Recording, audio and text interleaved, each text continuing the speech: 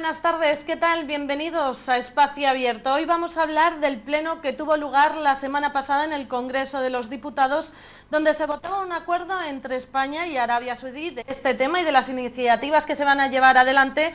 También vamos a hablar esta tarde con Juan Juncal, diputado del Partido Popular. Muy buenas tardes. Muy buenas tardes. El otro día, como comentaba, en el pleno de la semana pasada se votaba sobre el acuerdo entre el Reino de España y el Reino de Arabia Saudí sobre la protección mutua de información clasificada en el ámbito de defensa. ¿En qué consistía exactamente este acuerdo? Bueno, su texto lo dice claramente, ¿no? Es decir, en los convenios, contratos, acuerdos bilaterales que pueda haber entre el Reino de España y Arabia Saudí, pues tener la cláusula de confidencialidad, ¿no?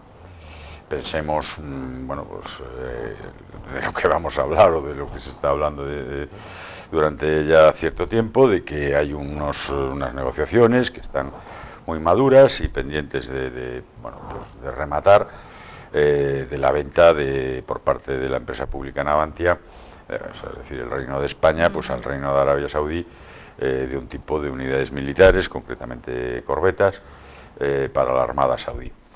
Claro, una cosa elemental es que si yo, bueno, pues la fuerza militar tiene unas características, lo que no me voy a exponer es a que mañana pues salga publicado en la prensa los datos y características de esas unidades, ¿no? Sean navales, aéreas o terrestres, pues más allá de lo que puedan ser unas características generales, pero indudablemente hay que proteger ese tipo de acuerdos, es lo habitual, no solamente ya en el ámbito militar, sino incluso en el civil, pues porque hay que proteger la tecnología o las características desarrolladas por la empresa. Entonces esto era un trámite, ¿no? Era un trámite distinto pero complementario indudablemente del acuerdo de compraventa o de fabricación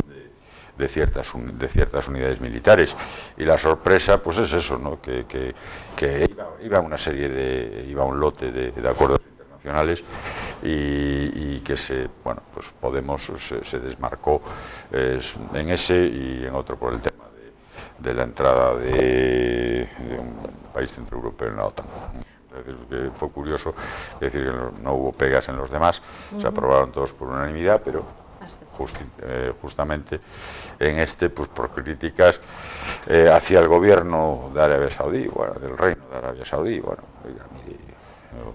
bastante nos llega, yo creo que con la situación que tenemos en España para seguir trabajando y poder salir de la crisis y seguir avanzando y recuperando puestos de trabajo, y por lo tanto como para poner pegas en un tema que indudablemente pues va a repercutir, y más concretamente pues en la zona de Ferrol y la zona de Cádiz, vamos, donde se ubican las factorías de Navantia, pues que podían poner en dificultad pues ese convenio, ¿no? Ese acuerdo.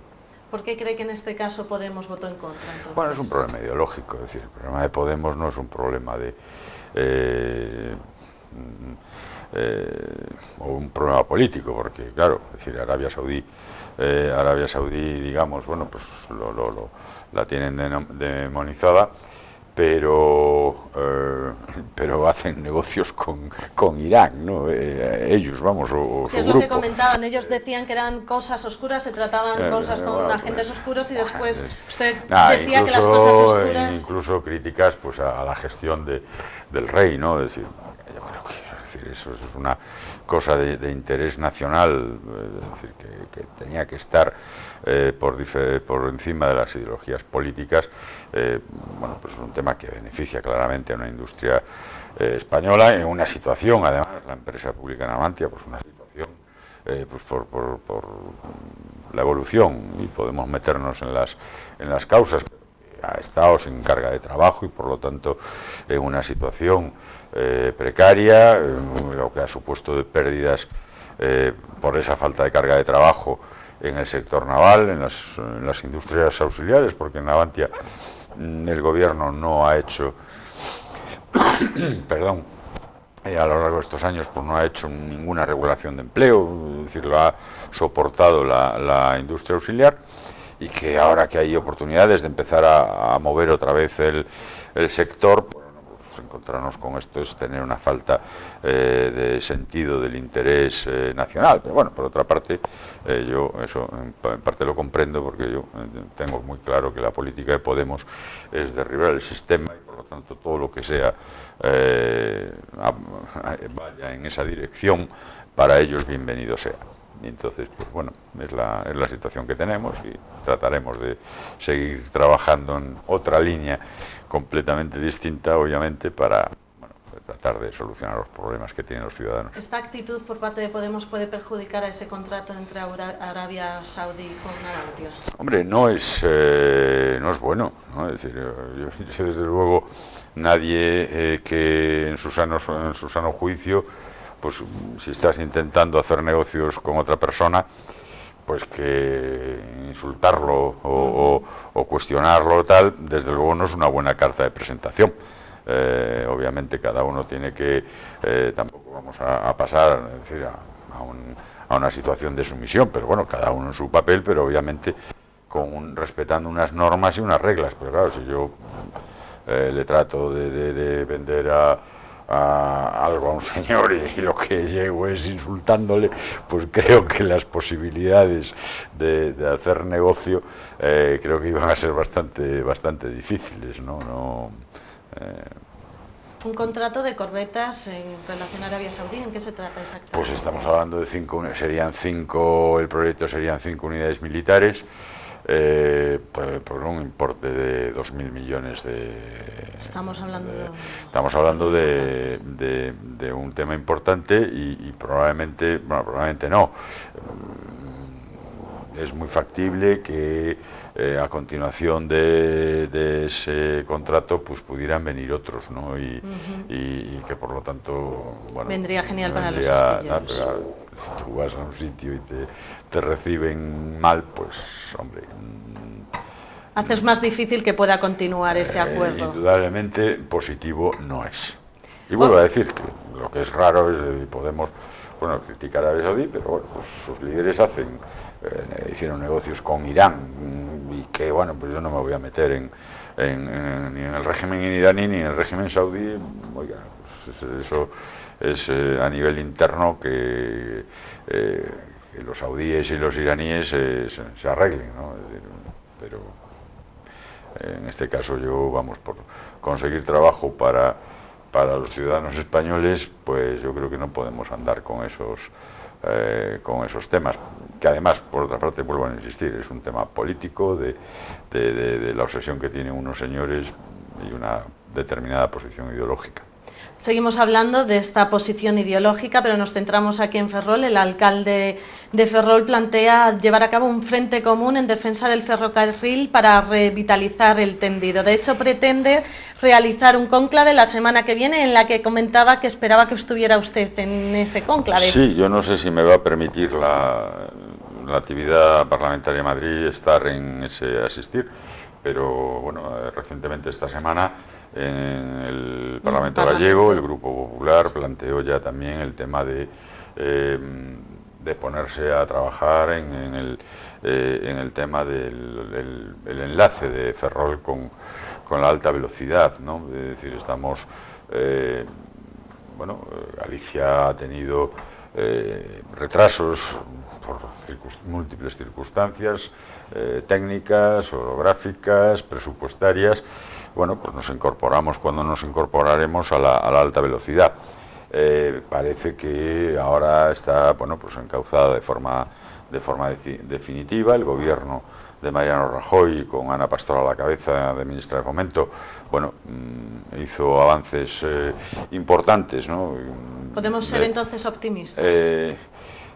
A ver, hay que solucionar, es decir, una vez solucionada y realizada la alta velocidad, la conexión de alta velocidad, hay dos, que por cuestiones orográficas y de trazado, hay dos ciudades importantes, como son Lugo y Ferrol, a las que hay que dar una solución, y es lo que queda pendiente, ¿no? Es decir, dentro de lo que es la alta velocidad, Madrid, Vigo, Coruña, el eixo atlántico, la Coruña-Vigo ya está en funcionamiento, pero obviamente hay que conectar a través de Orense con Madrid.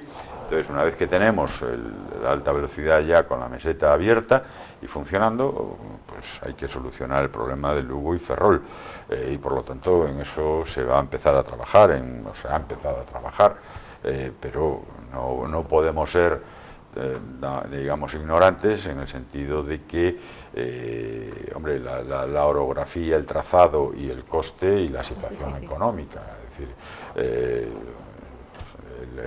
no estamos, aunque se está mejorando y avanzando de forma importante, recuperando empleo y demás, pero los datos económicos son los datos económicos, es la realidad, ¿no? Es decir, la situación, estamos con presupuestos prorrogados, seguimos con déficit, hay que combatir ese déficit presupuestario porque es clave para generar confianza y por lo tanto que España, el Reino de España, tenga confianza internacional, tenga confianza crediticia, etcétera, etcétera, y por lo tanto, bueno, no es una etapa, desde luego, la que los próximos años, pues una situación de bonanza presupuestaria, pues como hubo en la década de los años 2000 hasta el 2008, que ya fue cuando empezó la crisis, aunque se negó, pero que ya estábamos con cifras que se estaba viendo, que estaba disminuyendo, incrementándose de forma muy acelerada la destrucción de empleo, y que por lo tanto una situación de déficit es complicada.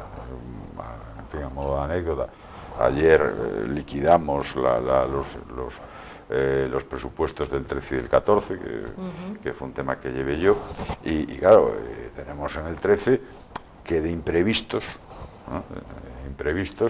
En esa política de contención del gasto, pues bueno, pues el gasto se disparó y siguió, pero en imprevistos, el tema del FLA, el Fondo de Apoyo a las Autonomías, de Liquidez Autonómico, el FROP, el pago a proveedores, pues y otras minudencias, pues nos cayeron 45.000 millones de euros que no se contaba, ¿no? A lo cual, pues bueno, pues estamos en esas magnitudes, ¿no? Es decir, no estamos saliendo completamente aún de la crisis. 45.000 millones, pues métele a un presupuesto, pues es un 10% del presupuesto, ¿no? de gastos, ¿no? Aproximadamente, que nos movemos en los 420.000 millones de euros. Bueno, pues tenemos desajustes y después tuvimos, bueno, pues más problemas. El tema bancario pues fue a mayores, el tema del déficit tarifario del sector eléctrico, que eran 30.000 millones, que estaban ahí, bueno, en el limbo, y que había que reconocer. En fin, la situación económica la conoce todo el mundo, se va avanzando, se va generando empleo todos los meses, pero que indudablemente aún falta como para, no, vuelvo a insistir, no puede haber la alegría presupuestaria pues que había, pues eso, en los años a partir del año 2000, que bueno, la situación económica pues bueno, tuvo un avance importante, y que estábamos peleándonos entre comillas, los políticos, pues en cada año de presupuesto, pues hay que meter esto, es decir, que había una carrera por incluir temas, pues bueno, pues porque había abundancia y se podía. Hoy lo que estamos es precisamente con abundancia de temas, pero sin dinero. Efectivamente, sigue habiendo necesidades, y bueno, y ahí está la crítica la crítica de la oposición, ¿no? En el sentido que el Partido Popular, los recortes y tal, bueno, ellos no son recortes, oiga, yo es que lo que no me puedo es gastar lo que no tengo. Es decir, no podemos seguir. Está claro que si yo ingreso 1.000 todos los años y gasto 1.400, pues no lo puedo hacer un año, lo puedo hacer 2, que me financio, etcétera, etcétera, pero si sigo esa tendencia indefinidamente, indudablemente acabo quebrado. Bueno, pues desde luego del Partido Popular somos lo suficientemente responsables como para decir, oye, mira, esto no puede ser, y es doloroso, y indudablemente pues no puedes atender a todo y tienes que atender de manera que todo vaya funcionando y recuperando la situación, pues una situación óptima. Podemos dar a entender entonces que estas mejoras del tren vamos a tener que esperar un poco para que se puedan llevar a cabo. Bueno, indudablemente no van a ser el ejercicio siguiente. O sea, estamos en el 17, en el 18. Habrá que, primero, como todo, primero hay que buscarle una solución. Indudablemente para Ferrol hay un problema que es la situación geográfica, el trazado actual. Entonces, el tema de Betanzos, que hay que hacer un bypass, todos esos condicionamientos técnicos hay que razonarlos, plasmarlos en un documento, analizarlos, ver su viabilidad, las dificultades urbanísticas también, porque aquí estamos hablando de tramos urbanos, semiurbanos, donde hay, no es Castilla, es decir, que ancha es Castilla, que dice el refrán, ¿no? Es decir, que tenemos terreno por delante y los pueblos están perfectamente localizados, con lo cual, el trazado aquí es muy complicado. Y después el tema de las rías, en fin, que tiene su... Entonces, habrá que hacer los estudios pertinentes, habrá que evaluar, pero que indudablemente, vuelvo a insistir, y lo anunció el presidente gallego en su discurso, ¿no? Es decir, una vez que en el 18 tendremos la conexión de Galicia con la meseta, con Madrid en AVE, pues queda solucionar Vigo-Ferrol, ¿no? Es decir, porque... Otro de los temas que va a tratar el alcalde, aprovechando que está en Madrid, se va a reunir con el Ministerio de Defensa y va a hablar de esa cesión de las parcelas en desuso. ¿Qué opina de este tema? Mire, yo, siendo alcalde, que ya van... el programa fue a principio de mandato en el 2004. En el 2004 yo firmé el primer contrato con Defensa, y que es básicamente, y que venía ya también un poco, no se partió de cero, había un trabajo realizado anteriormente por Xaime Bello, y porque ya incluso venía del convenio que en su momento hizo el Ayuntamiento de Ferrol con Defensa, por el cual Defensa cedió el antiguo Hospital de Marina para la universidad, pues se dedicó a la universidad. En esa cesión ya se reflejaba que en el momento que el Sánchez Aguilera dejara de tener uso militar, el Ayuntamiento procedería a su reparcelación. Es decir, ya estaba calificado en el plan general como suelo urbano, desafectado y urbano. Por lo tanto, ahí había que tal. Y yo creo que primero el acuerdo que firmé yo, que quiero recordar, no creo que me equivoque, que fue aprobado por unanimidad, no hubo rechazo. Me acuerdo que Xaime me decía que el acuerdo con Defensa justifica una legislatura, ¿no? Y quiero recordar que no hubo ningún voto en contra, que fue por unanimidad. Después hubo problemas técnicos, primero provocados por Defensa, después provocados por el Ayuntamiento, porque se decidió cambiar la ordenación, y llega José Manuel Rey y firma un convenio, que es básicamente el que tenía yo en el 2004 firmado, pero con una modificación importante. Pues en ese momento yo ya me había preguntado por esa finca, que es la del Molino, de Mandiá, la estación radio de Mandiá, conocida como estación radio de Mandiá. En aquel momento estaba afectada.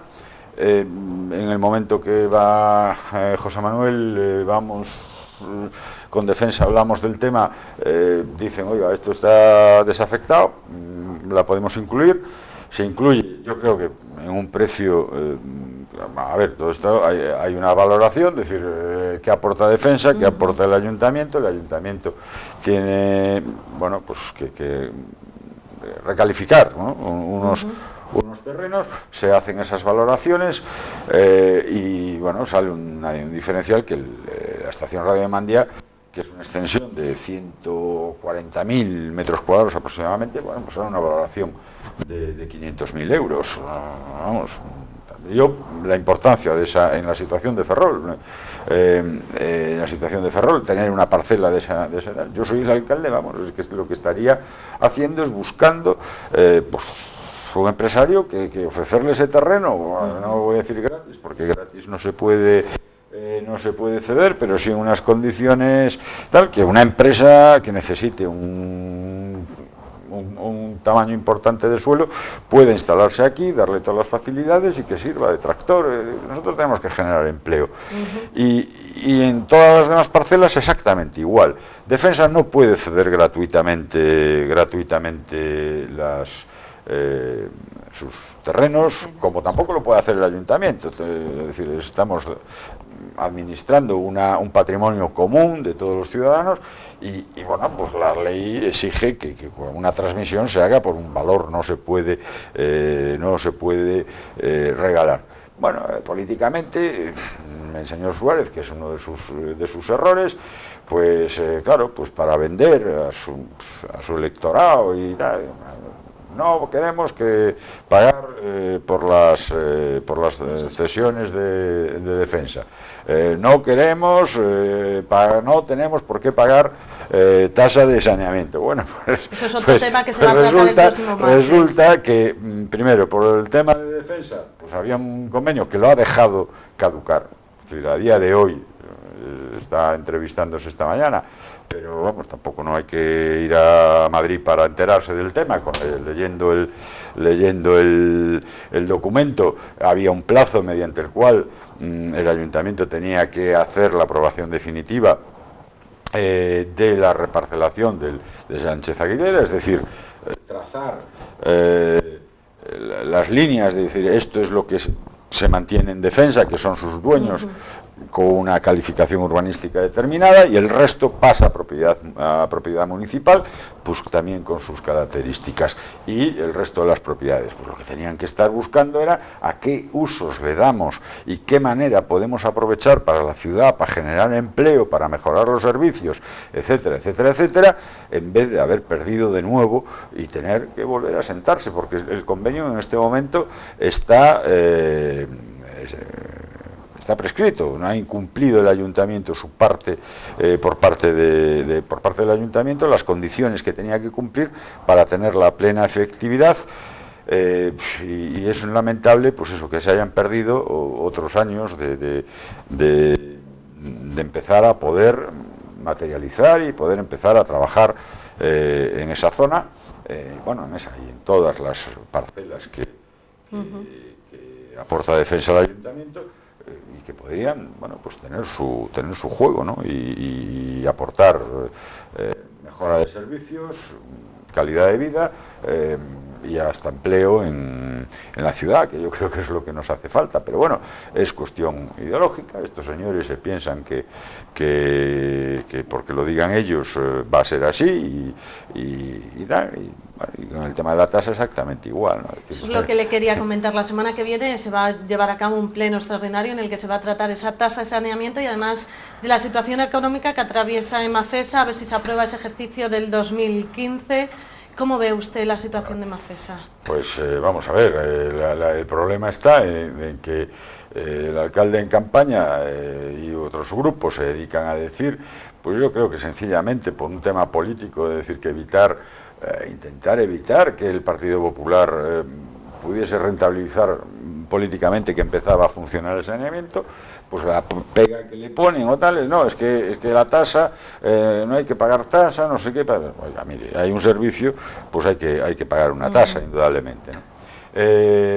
Por parte del Partido Popular se hizo una tasa, empezó en el régimen, ya se sabía que tenía que ser escalonado porque había una parte de la ciudad que conectaba de forma inmediata y después las otras se irían incorporando sucesivamente, pero indudablemente hay que incorporar el personal, hay que incorporar una serie de tema de bombeo.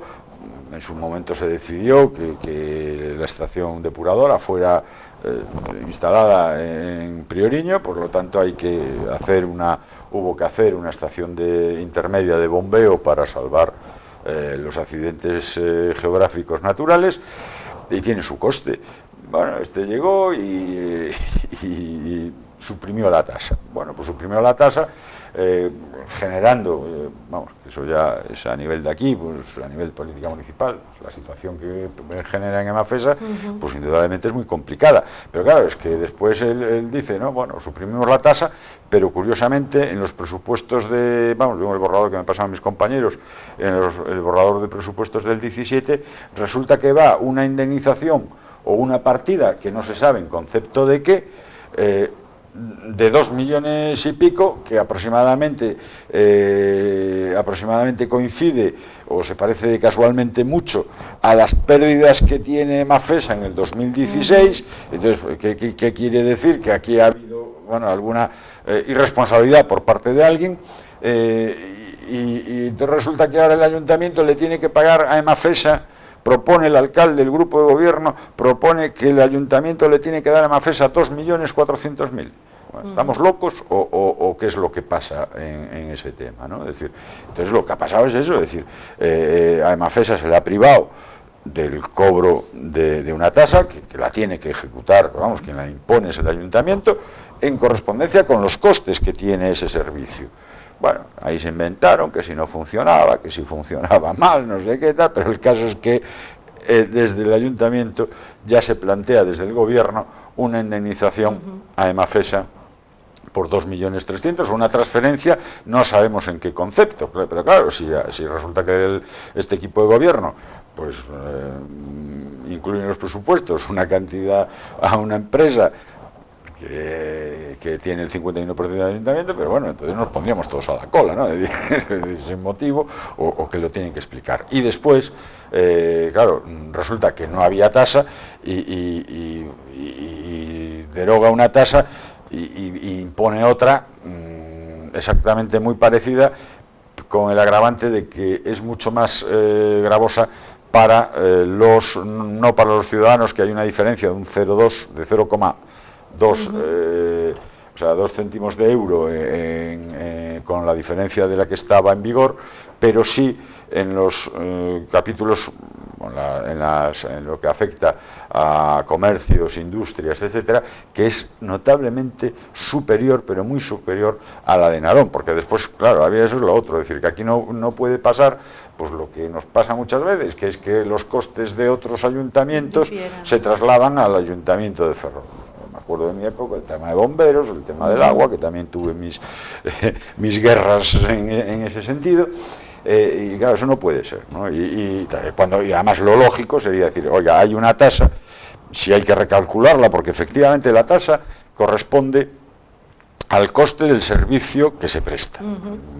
Puede haber un pequeño margen, bueno, pues porque hay que hacer ajustes y incluso un pequeño margen de beneficio, pero pequeño. En definitiva, no es la tasa, no deja de ser, pues eso, valorar el servicio, cuánto cuesta el servicio y distribuirlo entre los usuarios, porque es el coste que tienen que asumir los que usan ese servicio. Ese es el concepto de la tasa. Bueno, pues habría que modificar, adecuar, porque indudablemente además estás en una situación de puesta en marcha, con lo cual, bueno, pues puede haber un cierto margen, hay que hacer reparaciones, hay que hacer ajustes, que todo el sistema de depuración entre, y a lo mejor eso, bueno, pues algunas obritas, hay que hacer algunas obras, hay que hacer algunos ajustes de personal, etcétera, etcétera, y a lo mejor hay que modificarla, pero lo que no se puede hacer es, no, la levanto y después impongo otra. Bueno, pues imponga otra, justifique por qué, pero claro, lo que no puede decir es no va a haber, el ciudadano de Ferrol no va a tener tasa cuando él está imponiendo una tasa y lo único que está haciendo es tratando de disfrazar su actuación política, su negligencia durante estos años, y digo negligencia porque ha provocado un daño importante a las arcas municipales. Es decir, primero pone Emafesa, claro, a Emafesa al suprimirle la recaudación de la tasa, los ingresos le han mermado, pero es que los gastos, porque tenía la encomienda de gestión, los ha tenido que mantener, y pues ahí está, 2 millones y medio de pérdidas en el ejercicio 16. Estamos en marzo del 17, es decir, es que el tema es importante, y después resulta tal, bueno, pues que lo vamos a pagar todos los ciudadanos ferrolanos, lo hayan usado o no lo hayan usado, porque eso va al presupuesto. Entonces lo va a pagar el Ayuntamiento de Ferrol. Mientras que de la otra manera, bueno, pues cada ciudadano, el que hubiese, en la medida en que hubiese usado ese servicio, pues lo hubiese aportado, hubiese hecho su aportación. Aquí no, se socializan las pérdidas y lo va a asumir todo el Ayuntamiento de Ferrol, independientemente en la proporción que haya usado el servicio de saneamiento. Juan Juncal, muchísimas gracias por mantenernos informados de todo aquello que va pasando en el Congreso de los Diputados y explicarnos muy bien la situación que nos encontramos aquí en Ferrol y a ver lo que pasa. Muchísimas gracias. Solamente decir, el tema también de la plaza de armas de peatonalización es un auténtico disparate. Eso tendremos otra tarde para que venga y nos comente. Luego es tremendo, no podíamos estar en peores manos, es tremendo. Otro tema que tendremos que tratar la próxima vez. Muchas gracias. Y muchas gracias a ustedes. Ya saben que nos pueden seguir en nuestra página web, que les recuerdo, www.tvferrol.es, o si lo prefieren a través del canal a la carta de YouTube. Que tengan una muy buena tarde y buen fin de semana.